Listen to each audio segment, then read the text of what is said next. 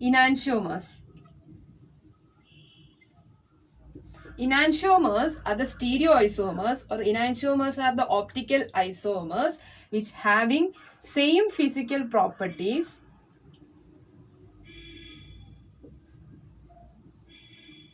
but different biological properties.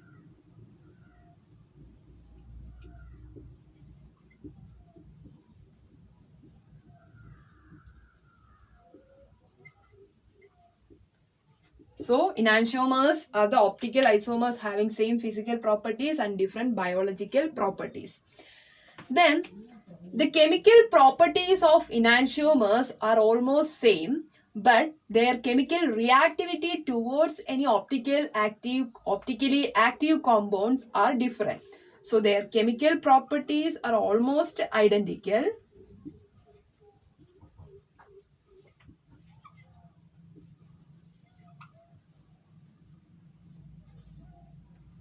but reactions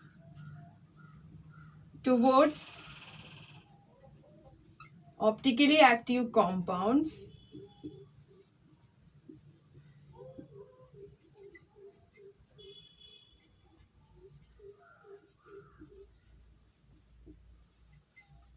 are different.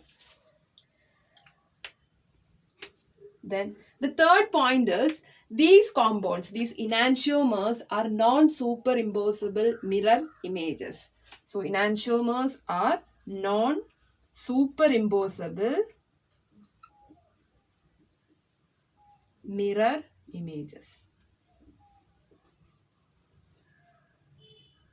So actually these compounds are stable. Enantiomers are very stable, and each enantiomers can be isolated from the mixture. That means these compounds are stable and isolable. Since these compounds or the enantiomers are stable and isolable, the interconversion of one to another, interconversion between these enantiomers are little bit difficult. Enantiomers are actually optical isomers. So, this enantiomers possess an asymmetric center. It possesses one or more asymmetric centers, and these are disymmetric. So these molecules are chiral compounds. Actually, the behavior of this molecule within plane polarized light is different. That is, the behavior of the enantiomers in plane polarized light is different. One of the enantiomer will rotate the plane polarized light in clockwise direction, and the next one rotate the plane polarized light in anti-clockwise direction.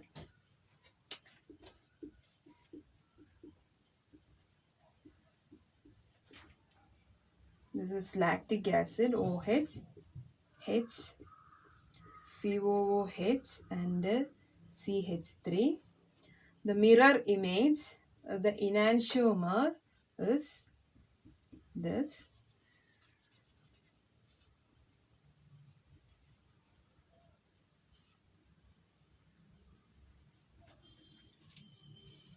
So, these molecules, consider this is plus lactic acid, or consider this is D-lactic acid and this is L-lactic acid.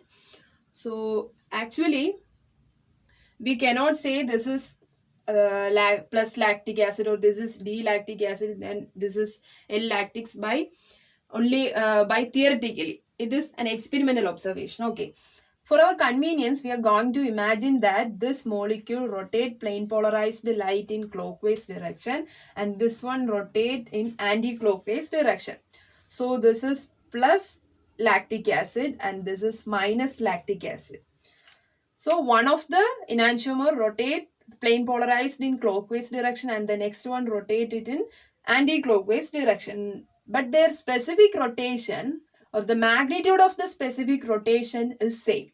But the sign is different for these two enantiomers. For lactic acid, specific rotation is 3.82 degree. For plus lactic acid, it is plus 3.82 degree, and for minus lactic acid, it is minus 3.82 degree. So even though they rotate plane polarized light in two different directions, their specific rotation, the magnitude of the specific rotation is same. Now move on to the representation of enantiomers. The methods used to represent enantiomers are: one is dash and wedged projection, and the next one is Newman projection, and the third one is Fischer projection. So dash and wedge projection is explained in our last video. Now we are going to discuss about the Newman and the Fischer projection. So if you draw the dash and wedge projection of lactic acid, this will be like this. One of the bond is projecting outward, next one is projecting backward. The other two groups are lying in the plane. This is one of the enantiomer. Then if we draw the mirror image of this, it appears like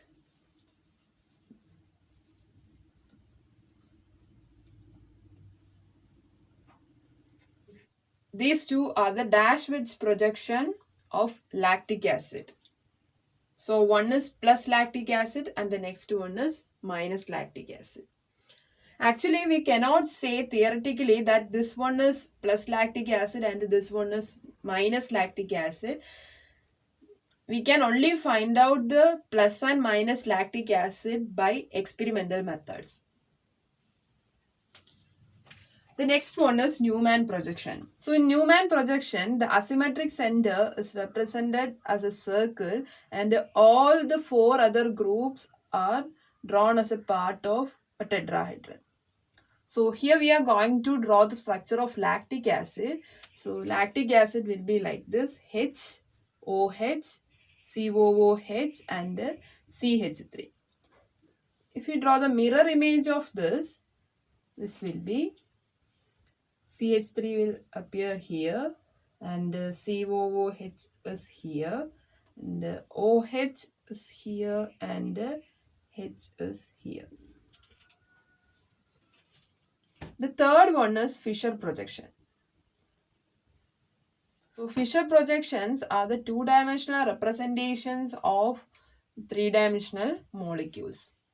In Fischer projection, the groups are represented at the end of the lines, that is one horizontal and a vertical lines, and the stereogenic center, that is chiral center, is the meeting point or the intersecting point of the two lines, and the groups are drawn at the end of the lines.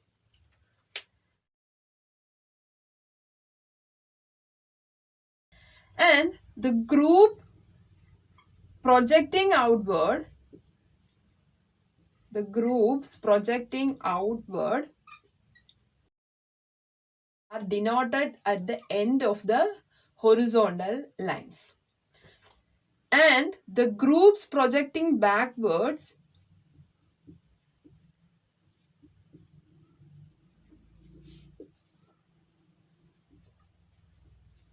are represented at the end of the vertical lines. So here and here. So it will be clear if we take an example and explain all these things. That is, we can take lactic acid. So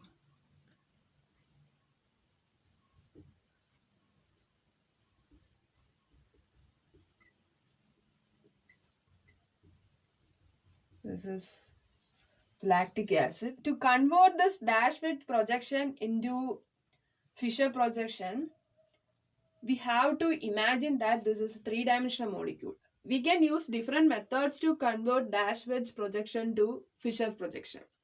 So just imagine that a person or we are standing in front of the board and watching this molecule. So if we observe a molecule from this side, these two bonds are towards us. That is, these two bonds are projecting towards the viewer, and these two bonds are projecting backward. That is, the bond 1 and 2, hydrogen and OH, are projecting towards the viewer, and CH3, 3 and 4, CH3 and COH group are projecting backward. So when we convert this molecule into Fischer projection,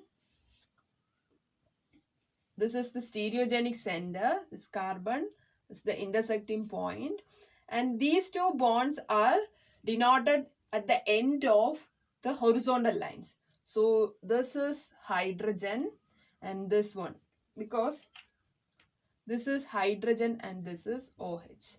So when the person observing this picture, these two bonds are projecting towards him, and the hydrogen appears in the right side and the OH is in the left side. So that is why hydrogen is here and OH is here.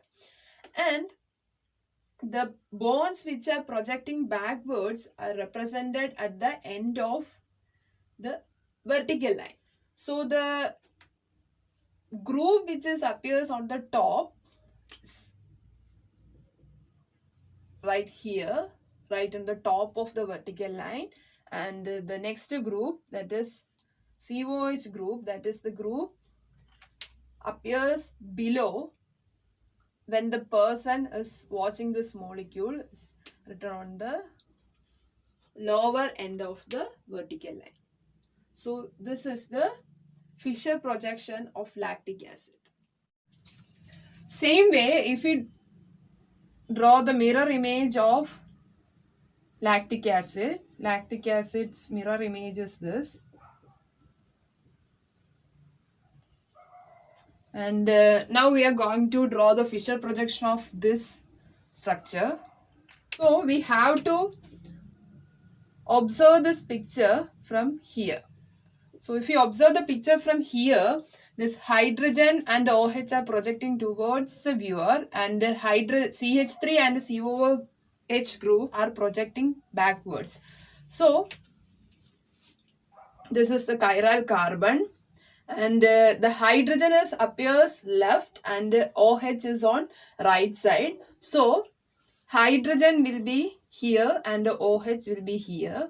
Same way, CH3 will on the top of the vertical line and COH on the bottom side. This is the Fischer projection of the mirror image. So these two are the Fischer projections of the lactic acid molecule. Then move on to the rotation of groups in a Fischer projection model. We can represent the same enantiomer in different ways by rotating the groups within a Fischer projection. So first of all, we have to know the rules which we have to follow when the groups are rotated. The first one is, the molecule will be same, or the enantiomer will be same if it rotates 180 degree. So rotation by 180 degree in a plane will not change the configuration of the enantiomer. That means, so consider, so this is lactic acid. If we rotate the entire molecule 180 degree, so this group come here and the COH go upwards, H will come here and the OH will be here, and these two molecules are same. These two molecules are same. There is no configurational change between these two molecules. That is, if this is D or plus lactic acid, then this will be also plus lactic acid. This will be also D lactic acid. Then rule number 2. Rotation of The rotation of 3 groups by fixing one group will not change the configuration. This rotation of 3 groups by fixing one group will not change the configuration.